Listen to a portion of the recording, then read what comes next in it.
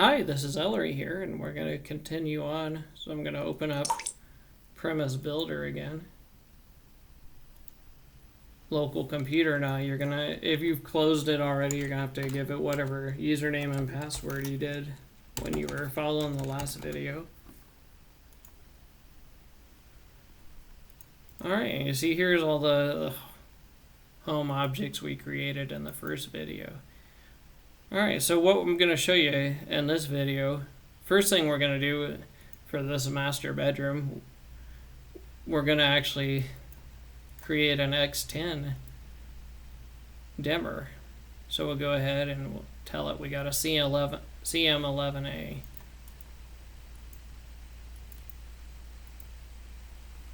And so you see it automatically creates dimmers for every possible case. And if you've used X10, you'll know that there's 16 cases for each letter, and so that's what it's doing there. It's just automatically generating these enhanced dimmer objects for each one. So we're going to go ahead and just bind the first one to our recessed light.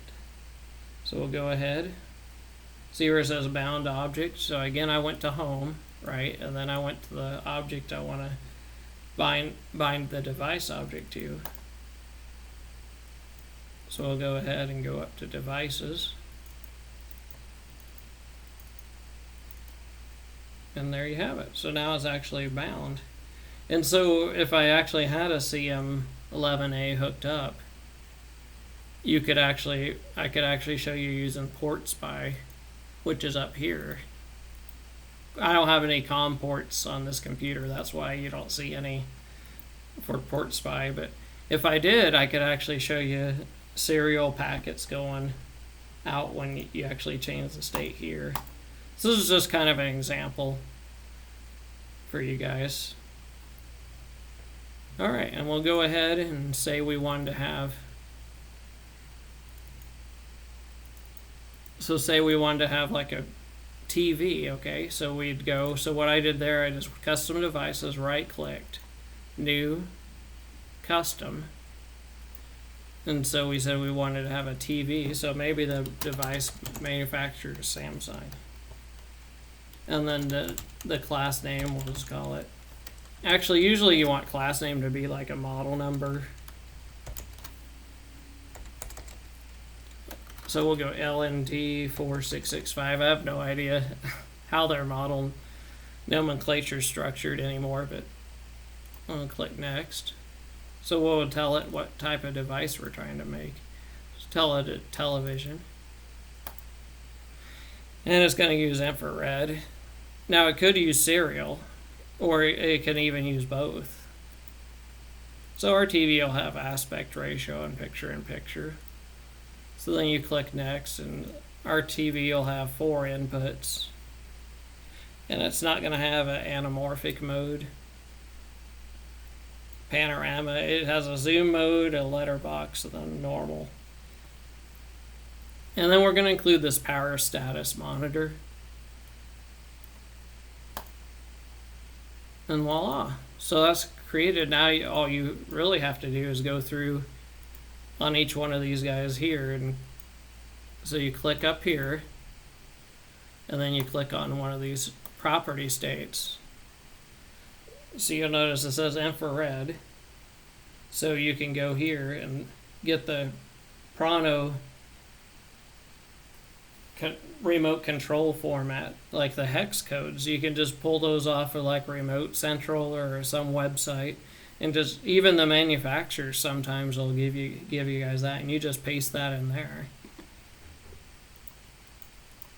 So tell you what, I'll do a couple of those real quick for you, just so you know what I'm talking about. Pronto. So it is Remote Central, Pronto Hex, Samsung. So I'm not worried about any specific models. So we'll go ahead and just pick one from this list here. TV functions. So we're So it looks like, so for here, there's not a discrete on-off command. So we're just going to go ahead and copy that. So, sometimes it's actually better to paste these in Notepad, because if you did this, you don't want to catch like the stupid HTML tags for the table. So it's probably don't do what I'm doing, guys. Just paste this whole thing in Notepad and clean it up. But this is just an example, so I'm not going to do that. And since there's not a discrete on-off, we'll just paste that code there under toggle. And so it looks like it got the complete code. So you see the waveform down there. So, and that's the basics of it. And you'd go through and paste in all these commands, and really the best way is to Google for your specific model or line of Samsung TVs. Like, for example, if it's an 8500 series, an 8000 series LED, just Google for those,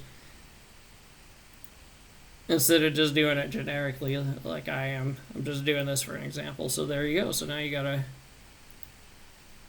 off command. And so you also want to add a global cache device. These GC100 devices are great little devices. You can get them on eBay dirt cheap because they require wired Ethernet. They have newer models now that are just Wi-Fi based and work just as well for me. I use both in my house. So here you would give it the actual IP address of the global cache IR controller. So I don't actually have one in this where I'm at now, so I'm just going to leave that blank. And then when you do give it that, it'll actually auto-populate these, so you can just ignore the step I just did. So it'll actually auto-populate all these for you. So what these are just, as the name implies, they're just infrared inputs and outputs. So we're going to use them as outputs. Okay, so we're going to say IO1, we're going to use to control this Samsung TV. So we'll go up here, and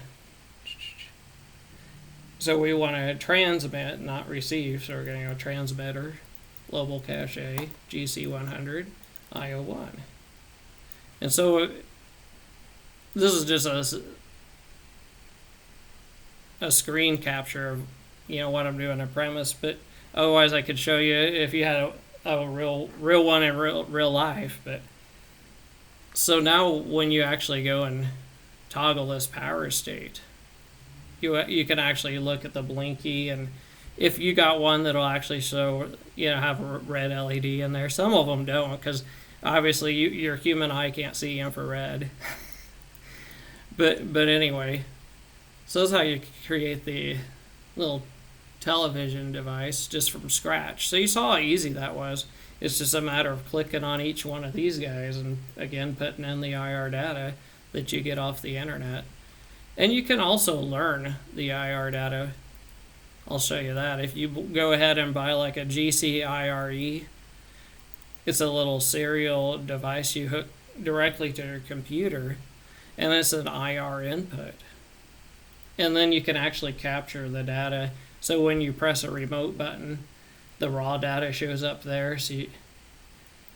And then I believe it populates the received data also. So you could just copy and paste from those fields and fill these out if you couldn't find your codes off the internet. But I'm almost always able to find them on the internet, guys.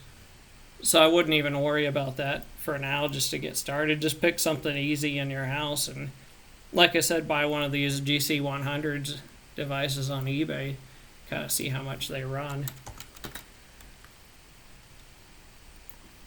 So global cache. So look at that, there's one $25. There's one for $40, buy it now.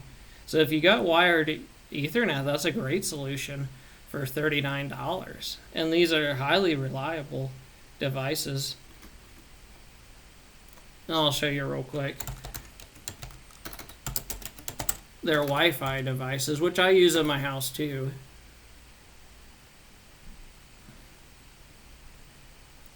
I think it was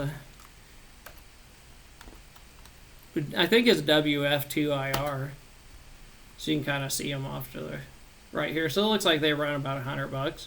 So this is actually using Wi-Fi to IR. So they're a pretty handy little device too. Here's the spec sheet for them. And then they have one that does serial.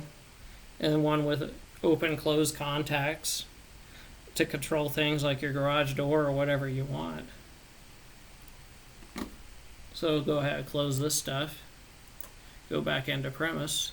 So now for the binding part, we're going to bind that television module we just created. And you notice we stayed under devices to create it, but if you go under modules now, remember we gave it that name Samsung LNT4665. Here's the actual module. It went ahead and auto-generated for us. And if you notice under the power toggle command that it automatically generated, there's our IR data. So the module part is actually doing all the work, right? It's where the actual IR data code is stored. And think of these devices as instances of the module class, okay?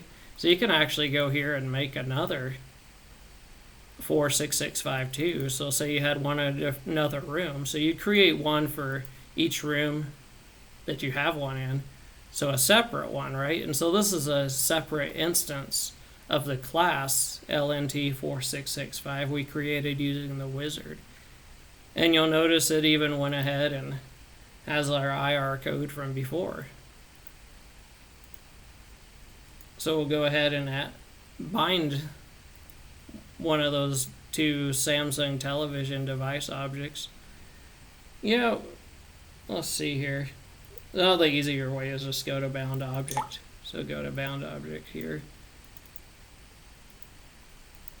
Pick one. So there you go. So notice now we have some inputs showing up. So we'll create a custom, like a PVR device, which for this step you won't do later on if you're going to go ahead and use the KODI module.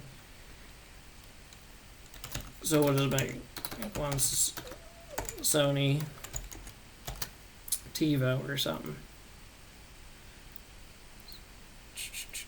PVR, there you go. So use PVR. Alright, so I click next.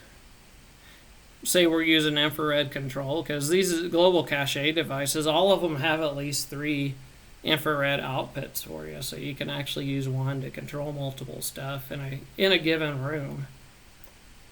This is just so we'll have an object there. So there you go, and you can go through the same thing as the TV. You would go on Remote Central or some website and get the Prano hex codes. They are the older version of the Prano hex codes. So if you see the newer formats for the Prano, well, they're actually out of business now, but you can go online. I think Remote Central or one of the sites has a converter to go back to the Prano classic hexadecimal codes. So that's what you'll want to use when you're pasting in here.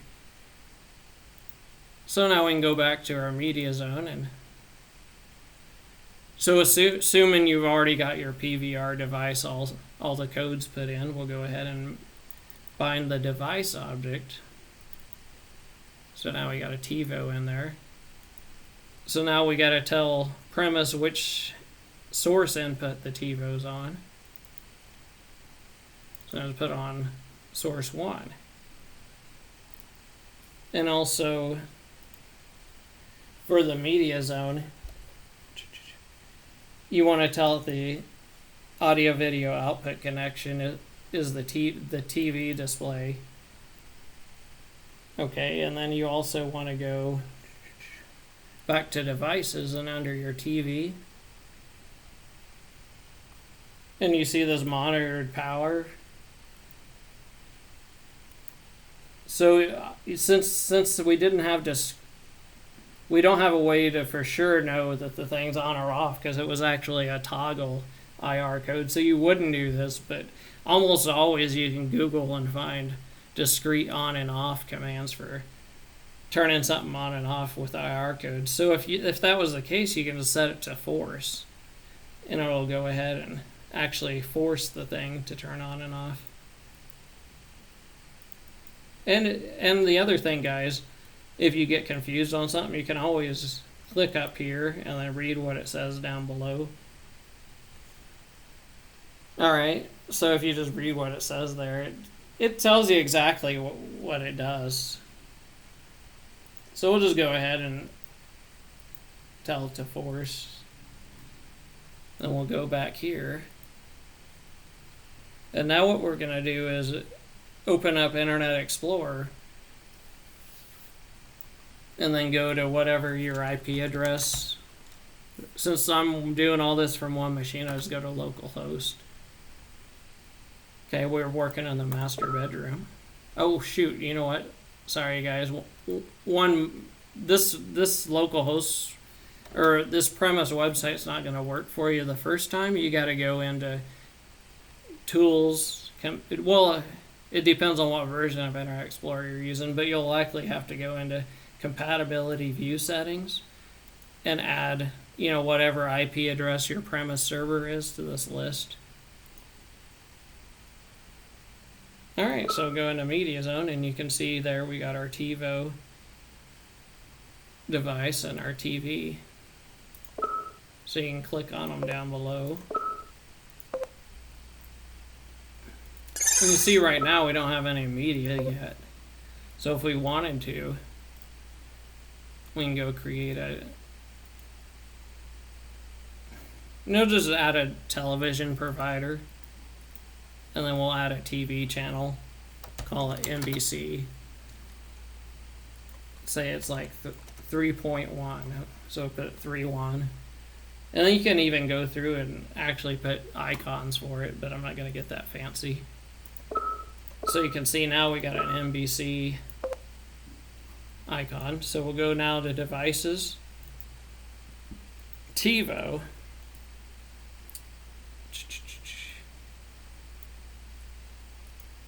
Yeah, it wasn't under there. Sorry about that. And so now we got to tell Premise that the television provider, which television provider to use.